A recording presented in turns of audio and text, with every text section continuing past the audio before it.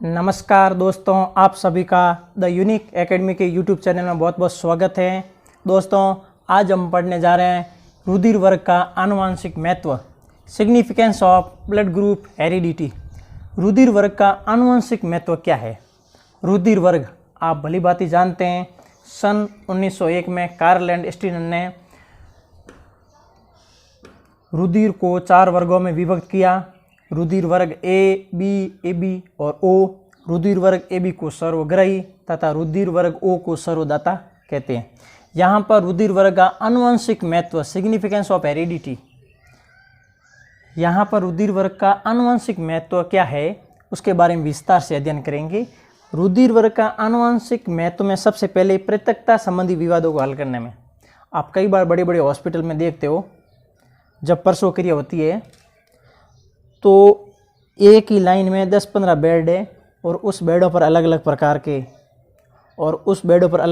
की प्रसव क्रिया हो रही है। उस दौरान अब सपोज कोई महिला है, उस महिला की डिलीवरी हुई, दूसरी महिला आई, दूसरे की डिलीवरी हुई, तीसरी महिला आई।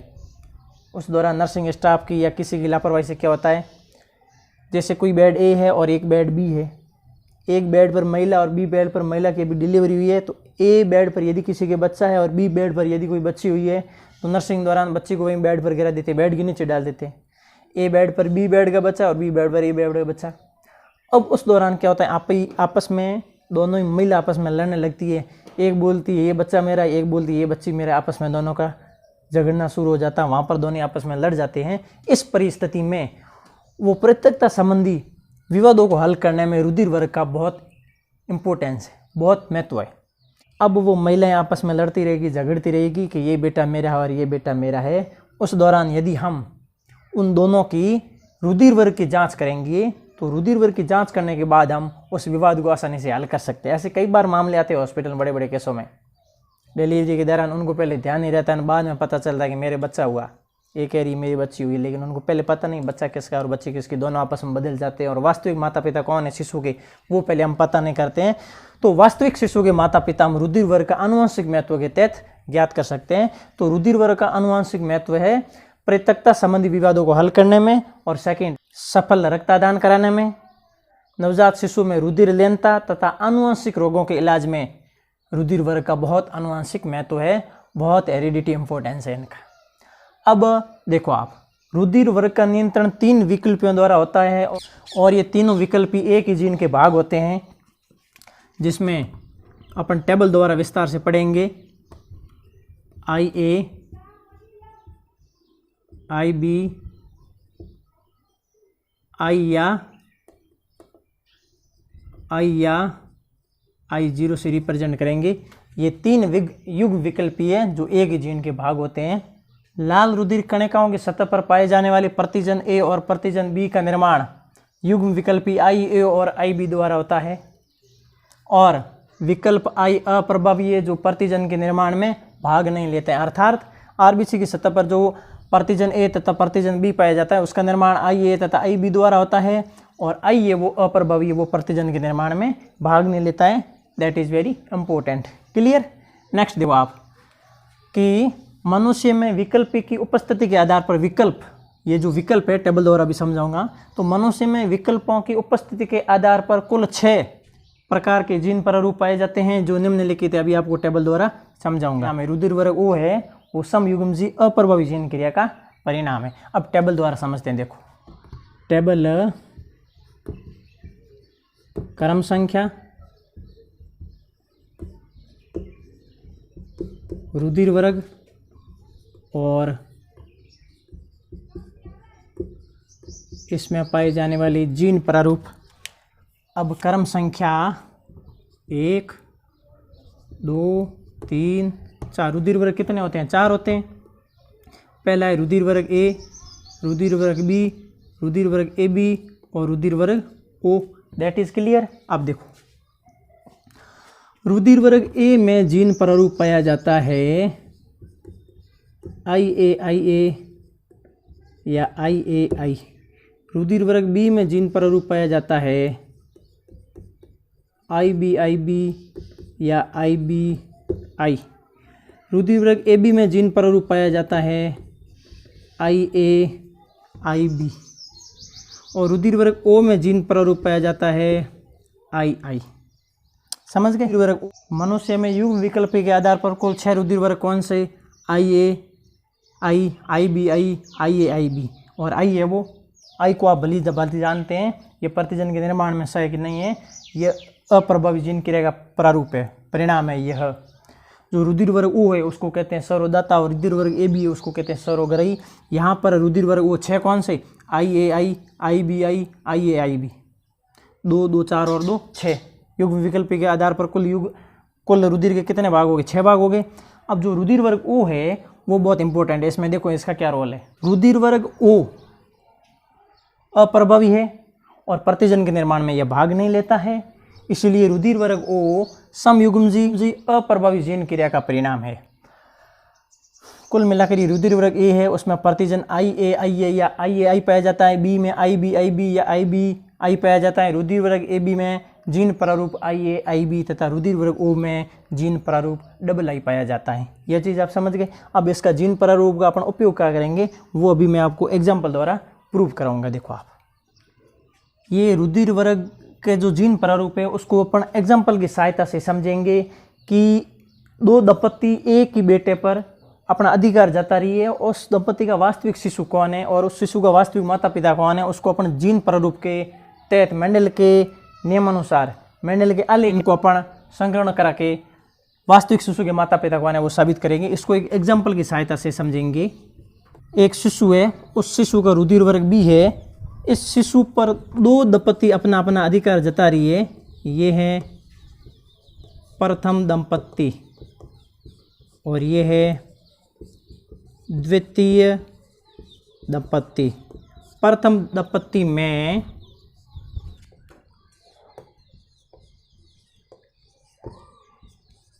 एक एग्जाम्पल है कि एक शिशु है, उस शिशु का रुधिर वर्ग B है, इस शिशु पर 2 प्रकार के दंपत्ति अपना अधिकार जता रही है। प्रथम दंपत्ति कह रही है कि ये शिशु मेरा है और द्वितीय दंपत्ति कह रही है ये शिशु मेरा है। प्रथम दंपत्ति में पिता का रुधिर वर्ग O तथा माता का रुधिर वर्ग AB है। ठीक उसी प्रकार द्वितीय दंपत्ति में पिता का रुधिर वर्ग A तथा माता का रुधिर वर्ग B है। That is clear. अब देखो क्या होता है कि जो ये दंपत्ति कह रही है कि ये शिशु मेरा है और ये दंपत्ति कह रही है ये शिशु मेरा है। अभी तक ये पता नहीं है कि वास्तव में इस शिशु के माता पिता कौन है, A दंपत्ति है या B दंपत्ति।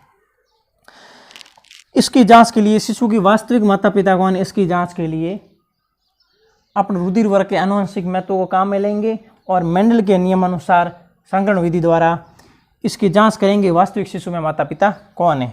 तो इस एग्जाम्पल को आप विस्तार से ध्यानपूर्वक समझो ताकि आपके समझ में आएगा कि सबसे पहले इधर देखो आप, प्रथम दंपत्ति फर्स्ट कपल्स, प्रथम दंपत्ति में पिता का रुधिर वर्ग O, सेकेंड है माता का रुधिर वर्ग है AB। That is clear. अब आपको ध्यान ये रह जाना है कि पिता का रुधिर वर्ग क्या O है, रुधिर वर्ग O में जीन प्रारूप क्या पाया जाता है, O में जीन प्रारूप होगा II। माता का रुधिर वर्ग क्या AB है, ये देखो माता का रुधिर वर्ग AB आपको दिख रहा है। प्रथम दंपत्ति की बात करें, ये देखो प्रथम दंपत्ति, तो माता का रुधिर वर्ग AB है तो ये रुधिर वर्ग AB है। AB में जीन प्रारूप क्या होगा, IA और IB। That is clear. IA IB। अब इसमें आपको ध्यान देने की चीज ये है कि यहाँ पर ये हैं युग्मक जनन, इसको कहते हैं युग्मक जनन। अब इसको अपन मेंडल के नियमानुसार जब अपन संकरण करवाएंगे, IAI इसका इसके साथ, IBI इसका इसके साथ, IAI और इसका इसके साथ, IBI, अर्थात इसमें रुधिर वर्ग A है, इसमें B है, इसमें A है, इसमें B है, ये हो गए इसमें युग्मक।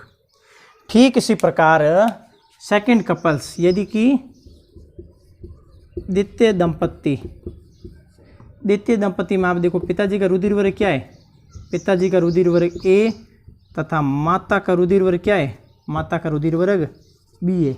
अब आप भली बात जानते हैं कि रुधिर वर्ग ए में जीन प्रारूप क्या पाया जाता है, आई ए, और रुधिर वर्ग बी में जीन प्रारूप क्या है, क्योंकि माता का रुधिर क्या बी है, इधर को रुधिर वर्ग बी में जीन प्रारूप क्या है, आई बी आई। इसका भी सेम करेंगे तो अपन को आई ए आई बी, इसका इसके साथ करेंगे आई ए आई, इसका इसके साथ संकरण करेंगे आई ए आई बी, इसका इसके साथ संकरण करेंगे आई ए आई। अब इसमें आप एक चीज़ देखो, इसमें रुधिर वर्ग है ए बी, इसमें रुधिर वर्ग है ए, इसमें रुधिर वर्ग है ए बी, और इसमें रुधिर वर्ग है ए। ये हो गए सेम के सेम युग्मक जनन, ये हो गए इसमें युग्मक। ये हम लिखेंगे according to Mendel law, Mendel के नियमानुसार। हम जानते हैं कि वी नो दैट, हम जानते हैं कि मेंडल के नियमानुसार। अब इसमें ये देखो, आप क्वेश्चन को समझो कि एक शिशु है और उस शिशु का रुधिर वर्ग बी है। इस शिशु पर दो दंपति अपना अधिकार कर रहे हैं। प्रथम दंपति लड़ रही है कि मेरा ये शिशु है, ये कह रही मेरा ये शिशु, आपस में लड़ रहे हैं, झगड़ रहे हैं कि ये वास्तव में छोरा मेरे है, ये लड़की मेरी है, ये लड़का मेरा, दोनों आपस में लड़ रहे हैं। लेकिन अभी तक कन्फर्म नहीं है कि उस शिशु के वास्तविक माता पिता कौन है। अब अपन रुधिर वर्ग आनुवंशिक महत्व के तहत शिशु के वास्तविक माता पिता कौन है ये ज्ञात करते हैं। तो देखिएगा, प्रथम दंपति में पिता का रुधिर वर्ग ओ और माता का रुधिर वर्ग ए बी, क्लियर। द्वितीय दंपति में पिता का रुधिर वर्ग ए तथा माता का रुधिर वर्ग ए बी। अब आपको ध्यान रखना, ये रुधिर वर्ग है, रुधिर वर्ग ए में ये जीन प्रारूप, बी में, ए बी में और आई में ये जीन प्रारूप पाया जाता है। लेकिन आई रुधिर वर्ग है, रुधिर वर्ग ओ में जीन प्रारूप आई वो अप्रभावी है और जीन प्रारूप में प्रतिजन क्रिया में भाग नहीं लेता है। चलो, प्रथम दंपति में पिता का रुधिर वर्ग ओ, माता का ए बी, ओ में प्रतिजन, ओ में जीन प्रारूप आई आई और ए बी में जीन प्रारूप आई आई बी। अब मेंडल के नियमानुसार संकरण करेंगे ए बी। द्वितीय दंपति में पिता का ए, माता का बी, जीन प्रारूप ले लो, संकरण करेंगे तो ए बी ए। अब ये प्रथम दंपति है, ये द्वितीय दंपति, फर्स्ट कपल्स और सेकेंड कपल्स, इनका रिजल्ट निकल गया। अब शिशु का रुधिर वर्ग क्या है, यहाँ पर देखो आप, शिशु का रुधिर वर्ग बी है।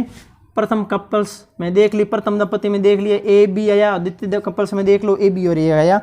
अब दोनों को देखने पर हमें ये एहसास होता है, ये पता चलता है शिशु का रुधिर वर्ग क्या है, बी है।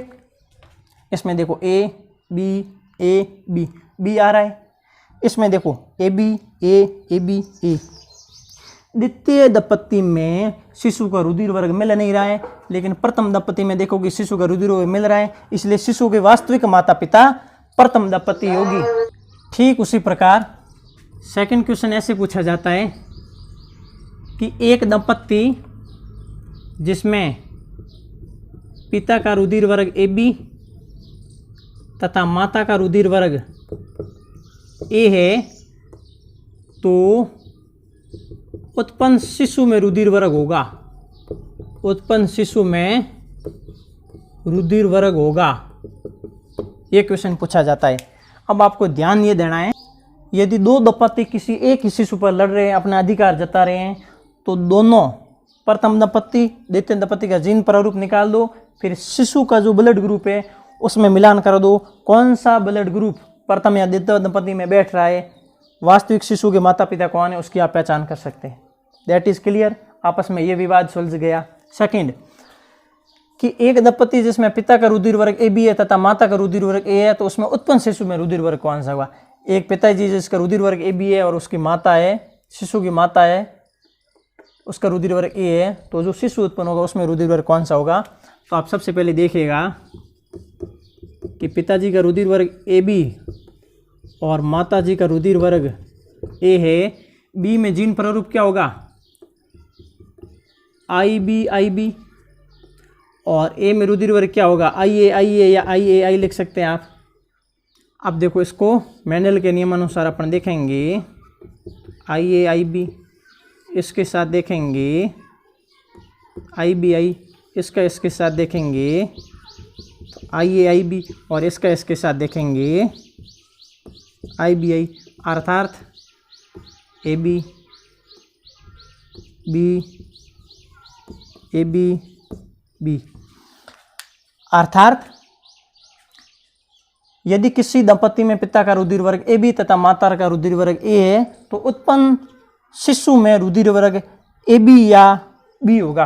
50% संभावना रहेगी कि ए बी भी हो सकता है, बी भी हो सकता है, ए बी भी हो सकता है और बी भी हो सकता है। दैट इज क्लियर, ये समझ में आया। एक आपको और क्वेश्चन दे रहा हूँ। एक दंपति में पिता का रुधिर वर्ग ए तथा माता का रुधिर वर्ग बी है तो उत्पन्न दंपति में शिशु का रुधिर वर्ग ज्ञात कीजिए। यह आंसर आप मुझे कमेंट बॉक्स में अपना दीजिए। इस तरह आलेख बनाकर मुझे बताइए कि मुझे कमेंट बॉक्स में आंसर दीजिए, मिलाकर आपके हिसाब से, आपकी दृष्टि से इस दंपति में शिशु का रुधिर वर्ग क्या होगा। ए होगा, बी होगा, ए बी होगा, ओ होगा, ए और बी दोनों ही होगा, या केवल एक ही होगा। जो भी होगा आप अपनी राय कमेंट बॉक्स में जरूर दें। नेक्स्ट बहुत इंपॉर्टेंट टॉपिक है अंगदान, ऑर्गन डोनेशन। जीवित या मृत व्यक्ति द्वारा किसी दूसरे व्यक्ति को अपना ऊतक या अंग दान करना अंगदान कहलाता है, ऑर्गन डोनेशन कहलाता है। और दोस्तों एक होता है देह दान। देह का मतलब शरीर, देह का मतलब शरीर। जीवित या मृत व्यक्ति द्वारा अपना संपूर्ण शरीर दान देना देह दान कहलाता है। दोस्तों अंग दान और देह दान दोनों ही बहुत ज़रूरी। यदि अपन किसी भी व्यक्ति को अपना अंग, अपना ऊतक, अपना शरीर देंगे तो वो किसी दूसरों के शरीर में प्रत्यारोपित करेंगे। उससे उसकी ज़िंदगी ही नहीं बल्कि वो एक खुशहाल जीवन जी सकता है।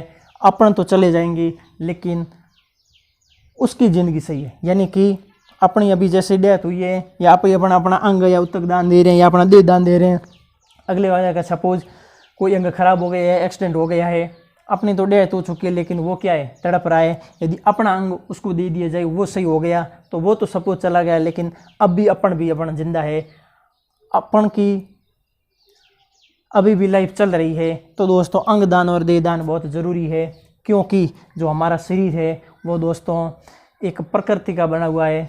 वो 5 तत्वों से मिलकर बना होता है। हमारा शरीर 5 तत्वों से मिलकर बना होता है। इन 5 तत्वों में से सबसे पहले देखिएगा आप जल, हमारा शरीर 5 तत्वों से मिलकर बना होता है, जिसमें जल, मिट्टी, अग्नि, वायु, आकाश। जल, मिट्टी, अग्नि, वायु और आकाश। दोस्तों हमारा शरीर 5 तत्वों से मिलकर बना होता है। क्या लेकर आया बंदा क्या लेकर जाएगा, बंद मोटी आया बंदा खुला मोटी जाएगा, ना कुछ नहीं साथ में चलेगा। इसलिए दोस्तों अंग दान, देह दान बहुत ही ज़रूरी है। हो सके किसी का भला करना, बुरा किसी का मत करना, है ना। तो सेवा बहुत ही ज़रूरी है दोस्तों। दोस्तों जितना हो सके किसी का भला करें, किसी का भी बुरा नहीं करें, खुद पॉजिटिव रहें, दूसरों को भी मदद करें, लाचार बेचारे गरीब की मदद करें। क्योंकि कहा गया है पशु मरे मनुज के 100 काम संवारे, पशु मरे मनुज के 100 काम संवारे, लेकिन मनुज मरे किसी के काम न आवे। पशु मरे 100 के काम संवारे लेकिन मनुज मरे किसी के काम न आवे। इनको मतलब कि जब पशु मरता है तो पशु से खाल प्राप्त होती है, पशु से खाद प्राप्त होती है, पशु से जो हड्डियाँ प्राप्त होती है, बहुत सारी काम की होती है। जब तक पशु रहता है, जैसे गाय होती है वो दूध देती है, बछड़ा देते हैं, और बैल होता है तो वो जुताई में काम आता है। लेकिन मनुष्य मरने के बाद कोई काम का नहीं होता है। लेकिन वास्तविकता यह है कि मनुष्य मरने के बाद बहुत काम होता है, क्योंकि वो अंग दान और देह दान कर सकता है, अपना नाम कमा सकता है, दूसरे की ज़िंदगी बचा सकता है, खुद जाए लेकिन दूसरे की भी ज़िंदगी भी खुशहाल बना सकता है दोस्तों। इसलिए दोस्तों अंग दान अपना विशेष प्रकार का अंग या ऊतक दान करना अंग दान कहलाता है। देह दान अपना शरीर है जो दान कर देते हैं। दान करने के बाद में जो शरीर का महत्वपूर्ण भाग है, शरीर का जो महत्वपूर्ण अंग है, वो किसी दूसरे व्यक्ति में प्रत्यारोपित करना देह दान कहलाता है। देह दान के मुख्य 2 कारण हैं दोस्तों।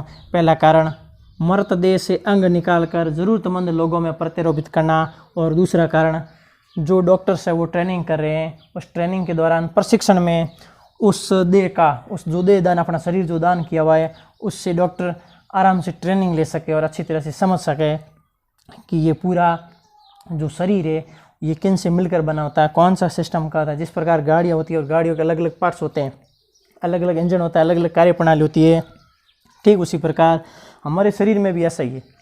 हम बीमार हो जाते हैं, अलग अलग भाग, अलग अलग अंग हमारा काम नहीं करता है, तो अलग अलग अंगों का अलग अलग डॉक्टर होता है, तो उसके ट्रेनिंग में देह दान बहुत ही ज़रूरी है दोस्त।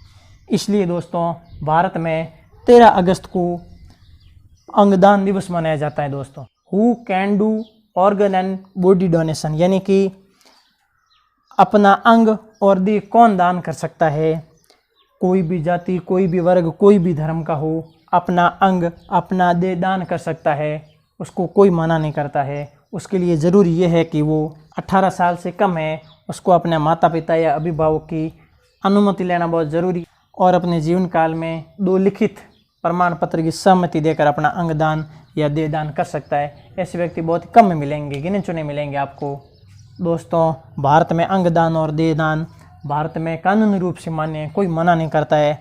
आप जब चाहे अपना अंगदान, अपना ऊतक दान, अपना देह दान कर सकते हैं, और करना भी चाहिए ताकि आने वाली पीढ़ी को भी मोटिवेट हो सके। दोस्तों वर्तमान समय में देखा जाए, एक साल में कई जगह बहुत दुर्घटना या ऐसे अंग अपने क्षतिग्रस्त हो जाते हैं, लेकिन दूसरा अंग नहीं मिलने के कारण मौतें होती है। यदि हम ठान ले कि हम अंगदान या देह दान कर सकते हैं, तो आने वाली जनरेशन इससे प्रभावित होगी, और अपने ज़रूरतमंद लोगों को जिसको ज़रूरत है वो अंग, ऊतक या देह अपन को मिल सकता है और उसकी जान बच सकती है। दोस्तों यदि हमारे चैनल पर फर्स्ट टाइम विजिट करें तो चैनल को लाइक, शेयर और सब्सक्राइब करें। Thank you. मिलते हैं नेक्स्ट क्लास में, तब तक मस्त रहिए, मुस्कुराते रहिए, खुश रहिए।